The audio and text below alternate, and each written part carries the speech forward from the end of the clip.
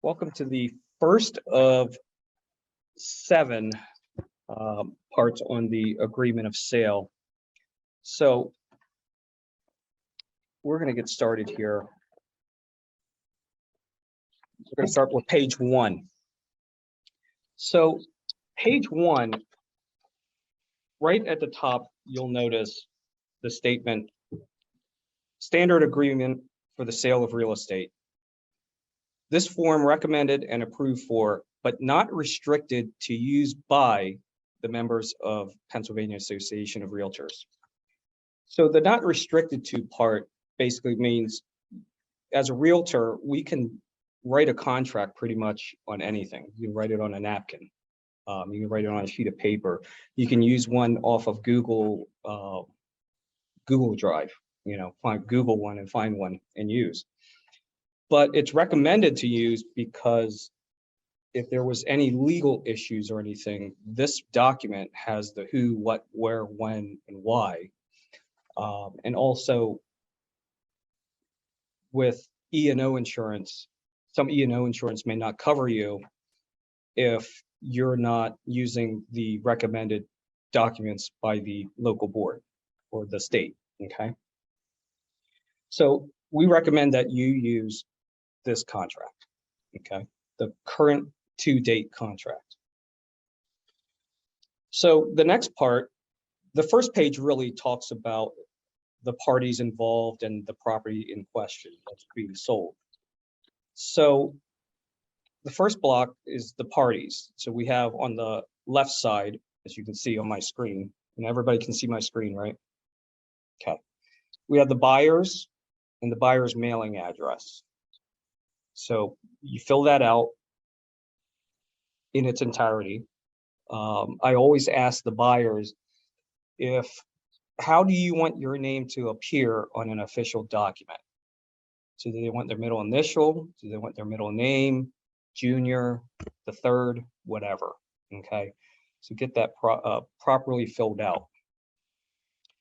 Then on the right side, we have the sellers and the seller's mailing address. Now, the seller's mailing address may differ from the property because if they are selling it as an estate, if it's an investment property, or if they've already moved out of the house, okay? So it may not match up with the property address, okay? Next, we come to the property. We have address, city, state, zip code, in the municipality of, okay? And if it's a borough, I always write in borough. If it's a township, I write in township. Okay, so Camp Hill Borough, Lower Swadera Township, okay, Hampton Township, City of Harrisburg, okay? It's just so that we, and decipher where the municipality is, okay? Next is County of. So Dauphin County, Cumberland County.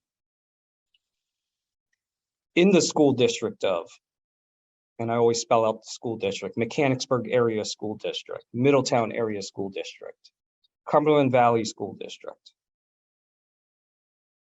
comma, in the Commonwealth of Pennsylvania, okay? The next couple items can be found in the tax record when you click on the property tax record in Bright. Tax ID number, okay? It's usually about 10 to 12 digits long with a bunch of dashes in between. The next item is identification, and I noticed that a lot of people leave this blank, which is okay because you have the tax ID number, but to just be a little bit more specific as well, you may want to put in the deed book number, the lot number, if it's available, anything that can distinguish the property, okay? Now, one thing to note is if you sell a property and that property has a piece of vacant land that comes with the sale, okay, put down both tax ID numbers, okay? just so that when you give it to the title office or the loan officer and thus then the appraiser gets to see it, they know that this particular sale involves 2 parcels. Okay, we've had some sales where it was 3 parcels and only 1 got mentioned and 2 of them were with the sale, so 2 of them didn't get transferred. Okay. Okay. The next couple blocks here talks about the buyer and seller relationship with the broker. Okay. And we've had a lot of misconceptions about what block to fill out. So hopefully today you'll have a better understanding of what block to fill. Okay. So looking at the buyer relationship with PA licensed broker, the left side of the box, there's a line right down the middle. The left side talks about the broker, okay, RE/MAX First Advantage, or RSR, or Coldwell Banker, okay? The right side talks about the individual licensee or agent within that brokerage that's handling the deal, okay? So you'll notice on the right, or I'm sorry, on the left side under broker side, we have broker company, company license number, company address, company phone, company fax, and then it says broker is either a buyer agent or a dual agent. Okay, and we'll get back to that. The next side talks about the licensee. So licensee's name, state license number, which can be found in Bright. Okay, direct phone number, cell phone number, email address, and then it states that the licensee is either a buyer agent, where all the company licensees represent buyer, or buyer agent with designated agency, and only the licensee name can represent the buyer, or the buyer agent is a dual agent. Okay. So what do you check mark? But how do you know what to check mark? Okay. Let's scroll down here to this page. This talks about buyer agency on agreement of sale. It's the typed out little thing that I have there. So let's say you, the licensee at RE/MAX First Advantage, represent both buyer and the seller. Okay. So the way I have this thing set up, left side is the broker, right side is the agent. Okay. So if you are the licensee at RE/MAX First Advantage and you represent both the buyer and seller, then the broker is what? Jim.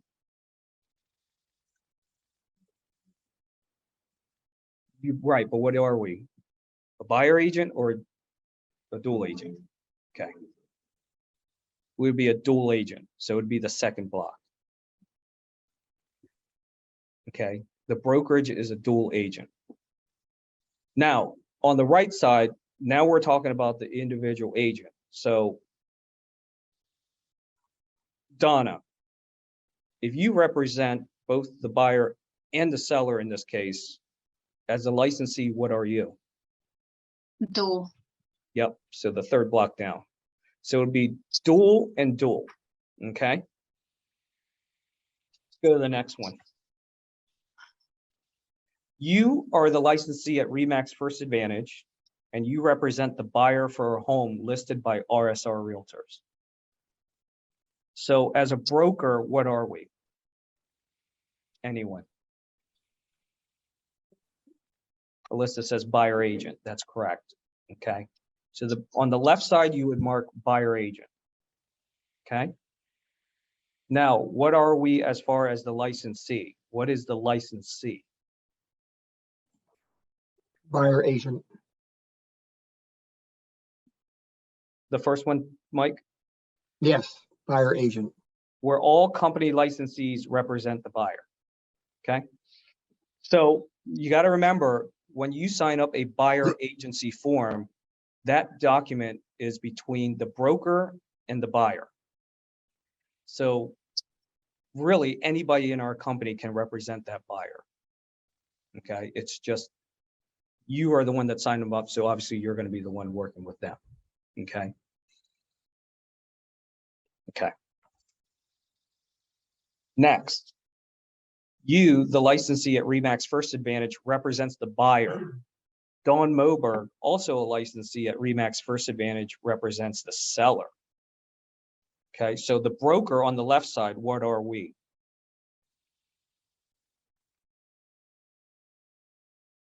Remember, 2 agents from the same office. Jim?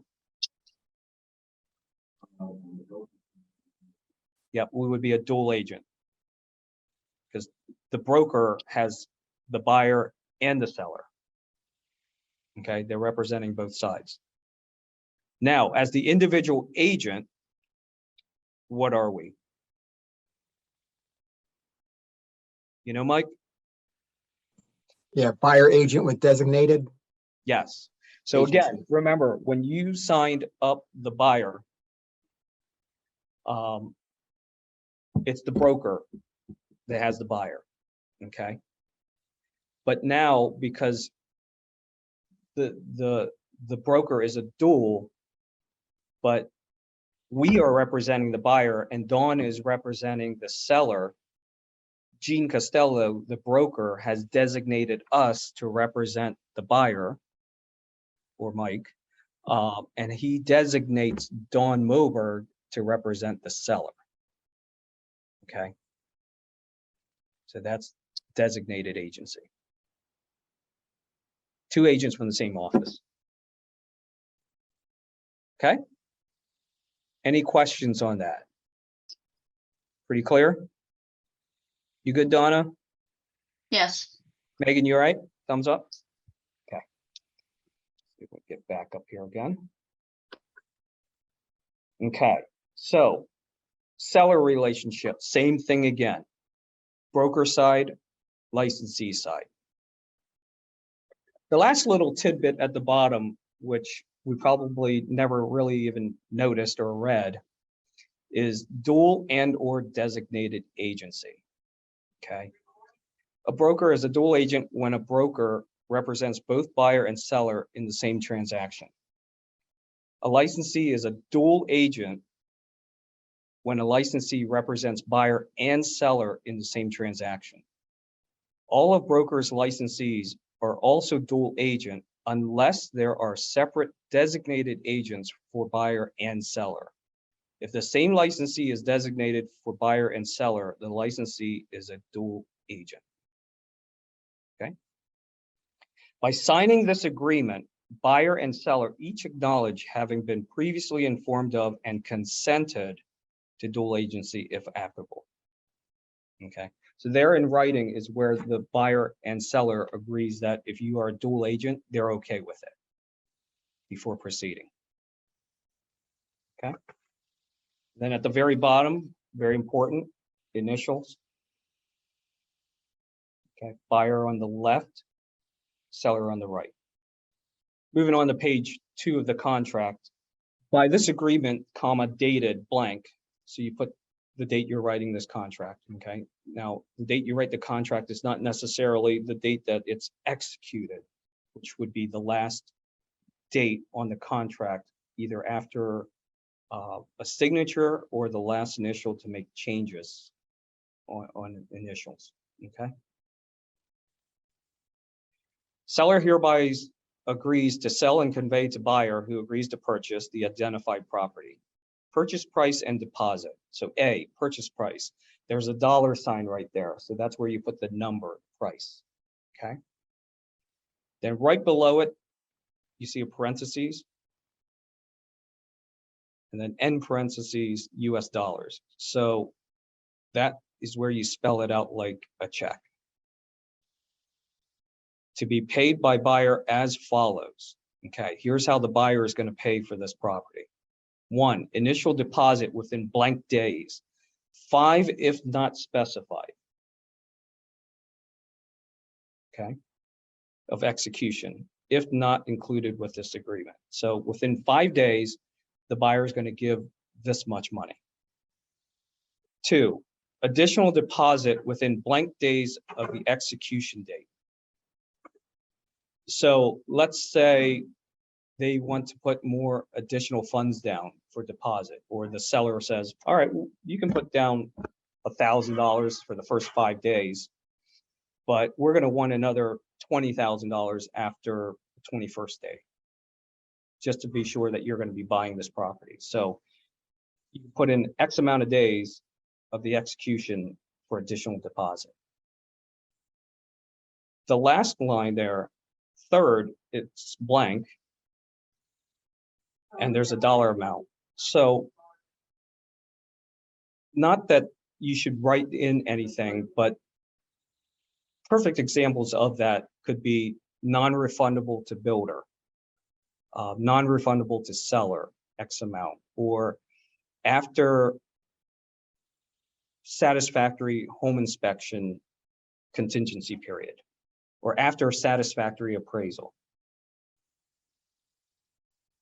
Okay, additional deposits. Now, I'm always very leery about that, writing stuff like that. I rather have days. Okay, if you know the appraisal is going to be done in 30 days with an appraisal contingency, you might as well just put in there, you know, due on the 31st day as an additional deposit. Okay, and then I just underlined remaining balance to be paid at settlement. So it's known that whatever's left, so you buy a $100,000 house, there's $5,000 deposit, so the remaining amount is $95,000 to be paid at settlement. Okay. All funds paid by buyer, including deposits, will be paid by check, cashier's check, or wired funds.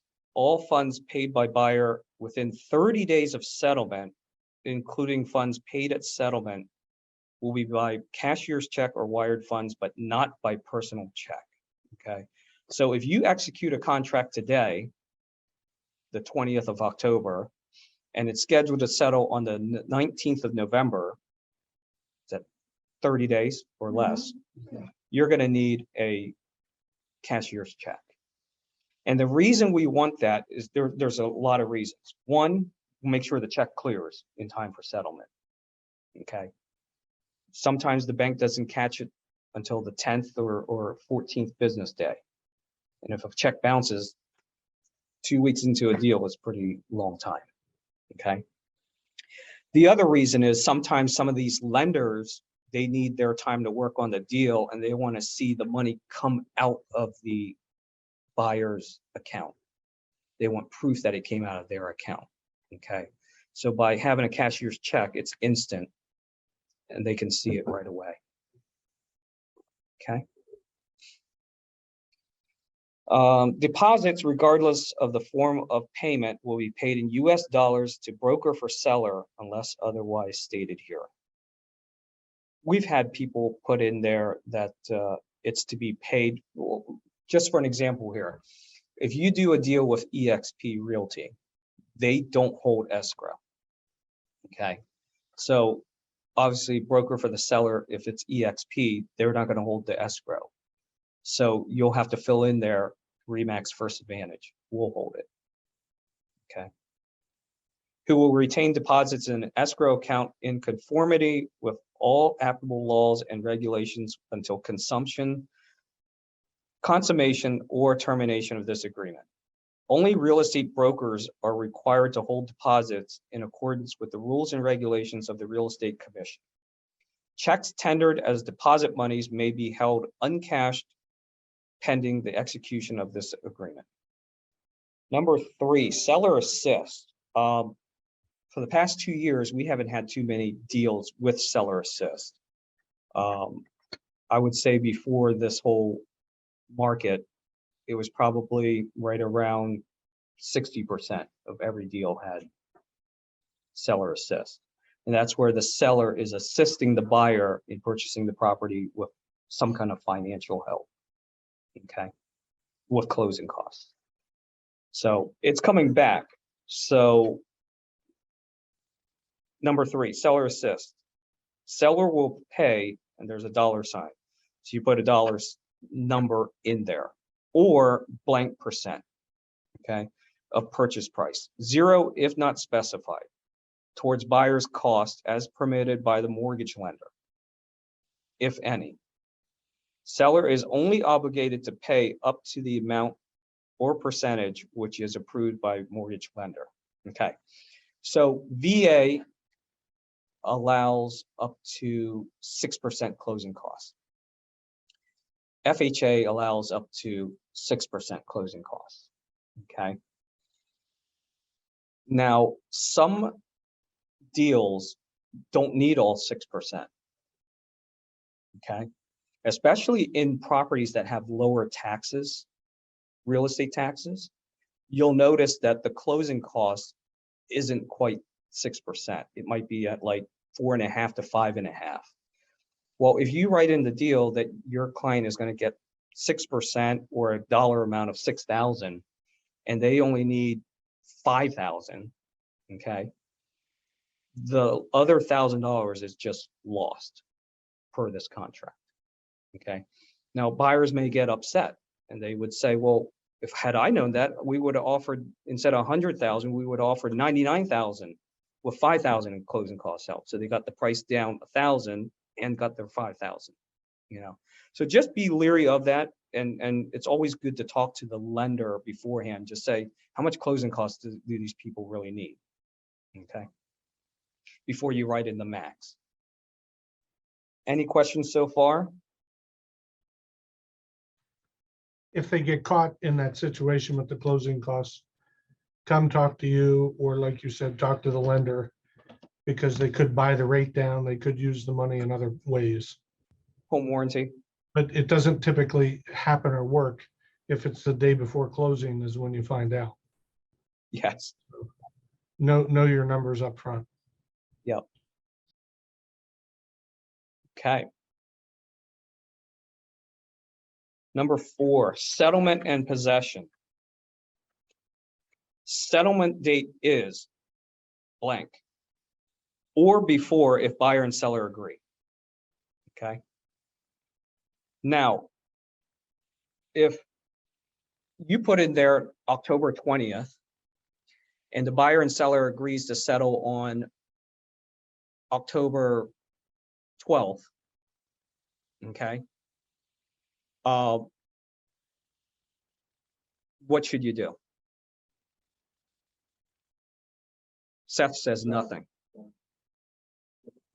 That's okay. No, that was a valid question. You said nothing, right? Seth said nothing. Why don't you do a change in terms, Seth? Hi, guys.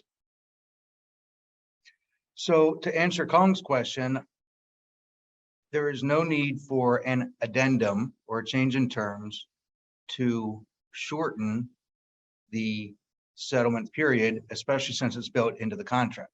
So what has happened, some agents use this as an unethical tool, will move settlement up knowing that there might be a cloud on the title just to escape from the contract where the seller cannot perform. And that's happened. There you go. Yeah. So when you do a change in terms to move the settlement date up and you put down settlement date is changed from X date, moved up to this date, then you kind of altered the contract and changed the settlement date. You don't want to do that. You're just saying you're going to settle earlier. Yep, you just do it. Okay, settlement B. Settlement will occur in the county where the property is located or in an adjacent county during normal business hours unless buyer and seller agree otherwise.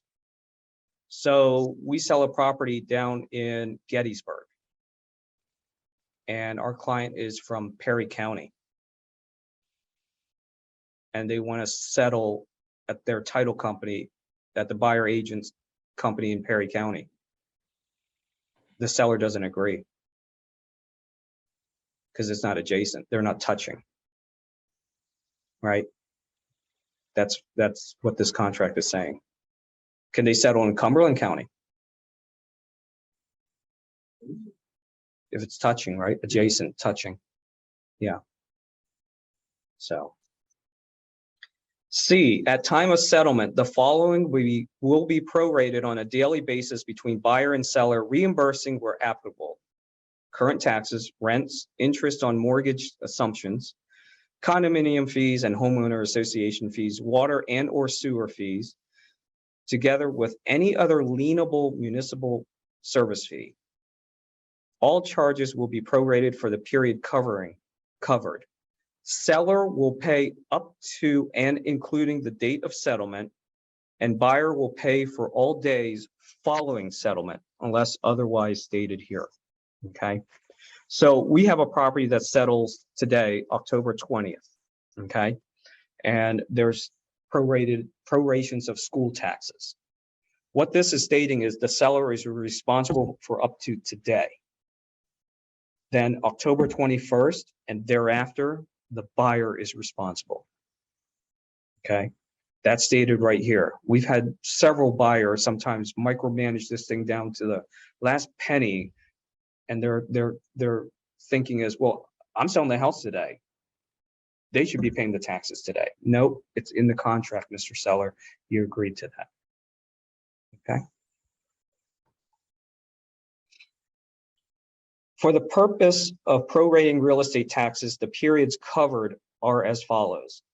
Okay, municipal tax bills for all counties and municipalities in PA are for the periods from January 1 to December 31st, the calendar year. Okay, so when somebody says calendar year, that's what they mean, January 1 to the end of December. School tax bills for the Philadelphia, Pittsburgh, and Scranton school districts are for the periods of January 1 to December 31st. So Philly City School, Pittsburgh City School, Scranton School District, they go by calendar year, okay, for their taxes. We don't have to worry too much about them unless you sell in that area. Now, for everybody else, school tax bill for other school districts are for the period from July 1 to June 30th, also known as the fiscal year. Okay? So July 1 to June 30th. E, conveyance from seller will be by fee simple deed or special warranty deed unless otherwise stated here. Okay? Now, if you have time, in my package, I do have a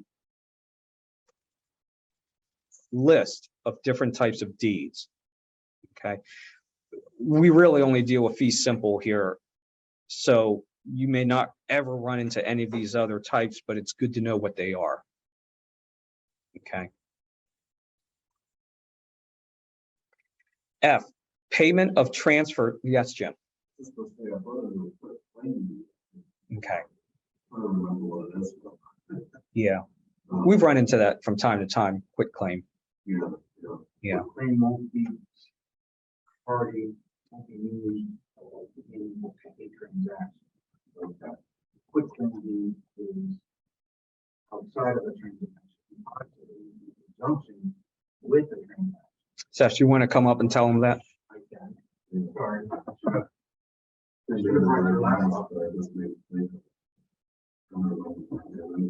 Jim Penny mentioned that he has seen quitclaim deeds, and a quitclaim deed will not be used in a transaction. It can be used in conjunction with one of our transactions, but a quitclaim deed is simply to quit some sort of claim from a party or an entity to have something removed. It's quite possible that we might have a quitclaim deed to do before we enter in this transaction. Make sense? Fee simple deeds are traditional real estate properties. Which So gives the seller, the person holding the deed, the right to sell the property. there's whole different Yeah. terms, but like a condo is not a fee simple. It's a special warranty.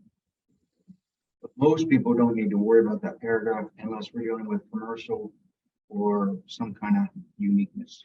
Correct. F, payment of transfer taxes will be divided equally between buyer and seller unless otherwise stated here. For the general counties here in this area, it's 2% transfer tax. There are certain areas within Pennsylvania where it's higher than that. And what this is stating is that it's divided equally between the buyer and seller unless otherwise stated here. So it's 1% each side, buyer and seller, 2%.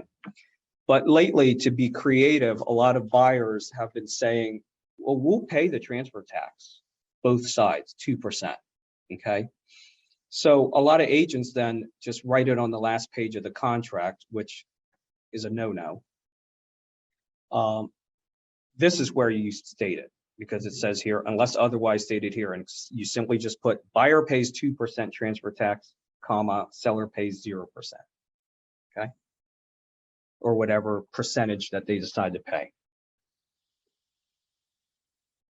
G, possession is to be delivered by deed, existing keys, and physical possession to a vacant property free of debris with all structures broom cleaned at day and time of settlement, unless seller, before signing this agreement, has identified in writing that the property is subject to a lease. So how are sellers supposed to leave a property when they vacate at settlement? It doesn't say professionally clean. It says broom clean and free of debris. Okay. So, you know, you do a walkthrough with the buyer and there's paint cans down below. Who's to take that? The seller. Connor says the seller, and that's right, because that's debris. All right. So broom clean and free of debris. If seller has identified, H, if seller has identified in writing that the property is subject to a lease, possession is to be delivered by deed, existing keys, and assignment of existing leases for the property, together with security deposits and interest, if any, at day and time of settlement. Seller will not enter into any new leases or extend existing leases for the property without the written consent of buyer. Buyer will acknowledge existing leases by initialing the leases at the execution of this agreement, unless otherwise stated in this agreement. And there's a checkbox that the tenant occupied property addendum, the PAR form top, is attached and made part of this agreement.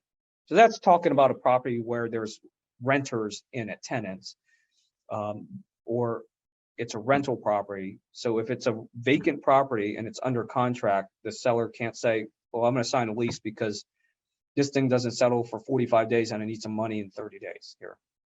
Okay. Without the approval of the buyer. Okay. Because what if the seller just puts somebody in there just to get the first month's rent and they're never going to pay, and now the buyer is stuck with a squatter. Okay.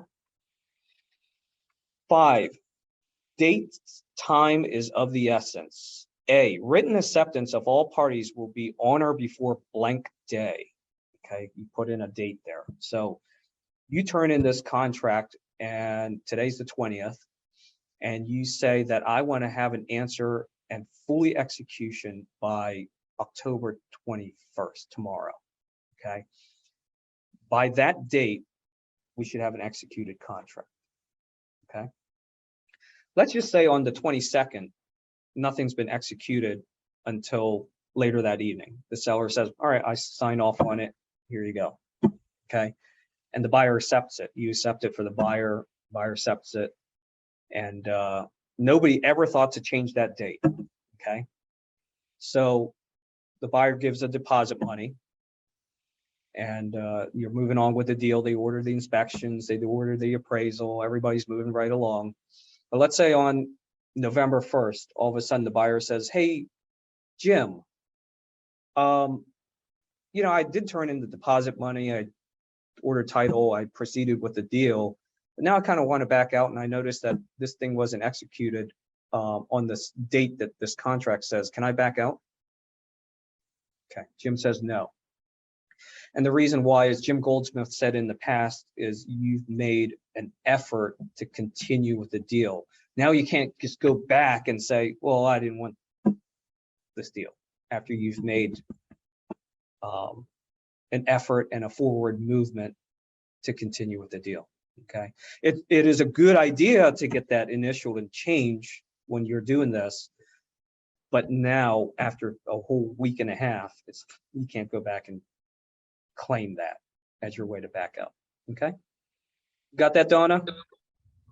Question with that one. So Yeah, if, say they put the 21st on there, it becomes the 22nd, the buyer hasn't heard anything back, there's no signatures, and they write an offer and get accepted on another property on the 22nd, and then they get that back from the seller, are they then able to back out from that one since it wasn't, they Yes, haven't done at that anything else point- with it? yeah. At that point, you can tell them that that date has already passed. We're not giving you a deposit money or anything for that. So Okay. it's long gone. Yeah.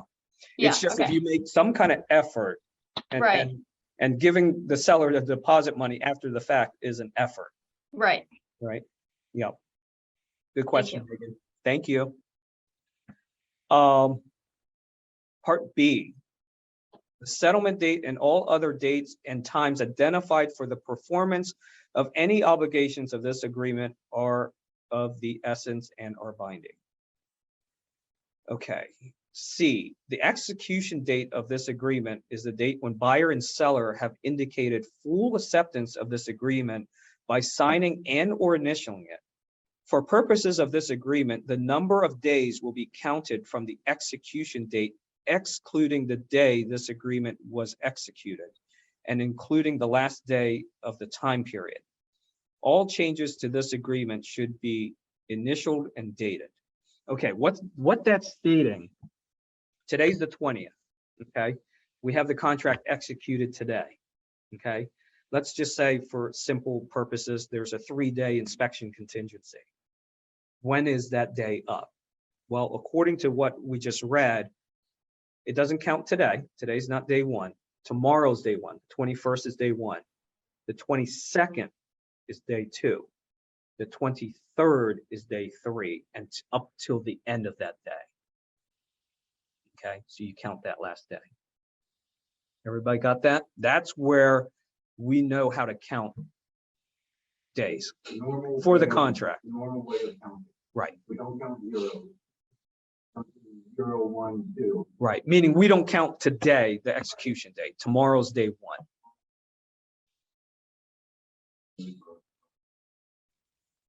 Right. It's just days, period. Not business days, holidays count, whatever. Everything counts. Okay?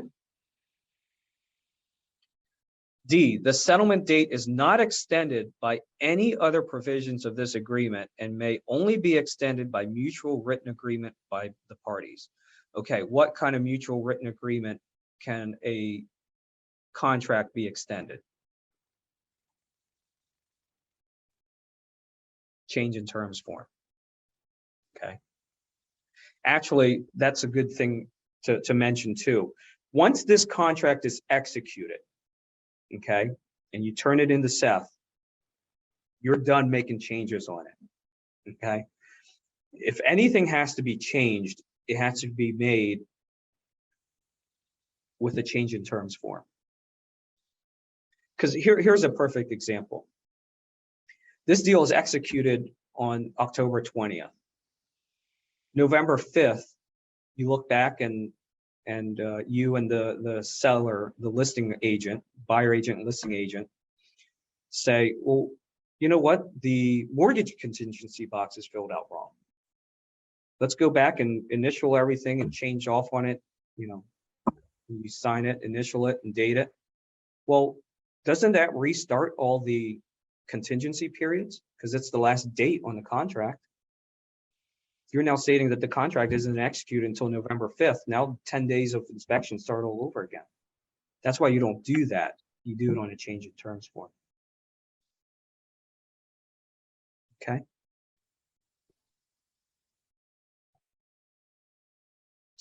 E, certain terms and time periods are pre-printed in this agreement as a convenience to the buyer and seller. All pre-printed terms and time periods are negotiable and may be changed by striking out the pre-printed text and inserting different terms acceptable to all parties except where restricted by law. Okay. That's just saying that any of these blank dates or pre-filled dates, you can definitely change them as far as everybody, as long as everybody agrees to it. Okay. So then you just initial at the bottom and then go to the next page, which we will go over on Tuesday. But any questions on pages 1 and 2 or anything at all? I had one thing. Can we go back to the first page where it says like the buyer relationship? I understand the broker side with the dual agency. I feel like every contract that I've helped on with the paperwork, we've always checked the second box as far as the like the relationship with the licensee, where it Mhm. says buyer agent with designated agency. Right. What would be, can you explain the first box a little bit further as to what, Yes. like an example of what that would be? All right, Megan, you and I are in the same company, Mhm. right? You leave for vacation. And you say to me, hey, Kong, can you help with this deal? We're in the middle of it. And Okay, you know, I'll be gone for the next 3 weeks, but can you help and get this to settlement?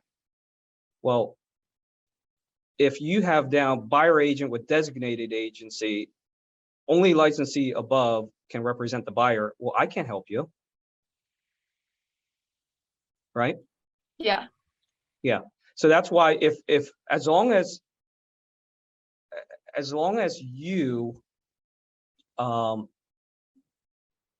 the only agent in the office, let me correct this. As long as the broker is not a dual, okay, then anybody in the office can represent that buyer. okay, Okay.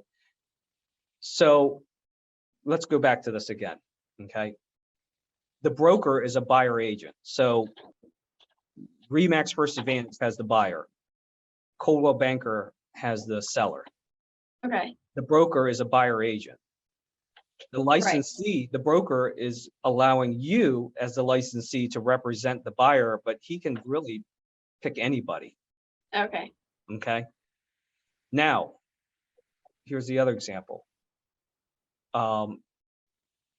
You have the buyer, I have the seller. The broker, Remax, is a dual agent, represents both sides. But Gene Costello, our broker, is going to designate you to represent the buyer. He's going to designate me to represent the seller. Okay. Now, if you happen to go on vacation, then he'll have to designate somebody else. yeah, He can't just I can't represent the buyer too. Then I'll be a dual agent. right, So, right. Okay, got it? that makes Just sense. remember, if it's two agents from the same office, then the broker designates you as a buyer, designates somebody else as the seller agent. Right, Okay. And then dual agent is you get the whole shebang. yeah, Right? thank you. Yeah. Seth is just saying in that certain circumstance where designated agency, if you were gone, Megan, I can certainly help. I'm just not giving her information that would hinder my client or say that I represent her. Okay, So, but yep. Any questions, Connor? Melissa? Yeah, Hey, I have a question about Seller Assist. yes. Let's So talk in the about it. past, I have a developer who would always insist that if the money came up that he didn't have to pay, let's say 6%, Mhm. he would not agree to let them buy a home warranty, pay down for, buy down for rate. They Sure, would only agree to pay for what the mortgage was costing them. right. That's And- okay? And he's entitled to that, yes. Okay, all right. Just want to make sure. Yeah. Yep, approved by mortgage lender. Right. Yep. So if, what happened once or twice was, we found out at closing that they used some of the money for a home warranty. Mm. Well, then there we are at the closing table. So Right. where is the best place to identify that? Obviously that should have been disclosed ahead of time. And I would always, whenever you get these deals with the maximum closing cost percentage, whether you're the buyer agent or the list agent, I always call back to the lender and get that estimated cost sheet and put down a dollar amount. Okay, 6% isn't, very rarely do you use up all of it. Like I said, especially in a low tax area, Cumberland County, you never use it up. right. Yeah, But in some cases, the lender was the one suggesting that they use the extra money for other things. sure. Yeah, that would So you have to just be have to stay on definitely top of it. discussed. Exactly. Yeah, That's, okay. that's one of those gray areas that you just have to stay on top of and just say, that's it. All Okay, you got is thanks. closing costs. Yeah. Yeah. Michael, any questions?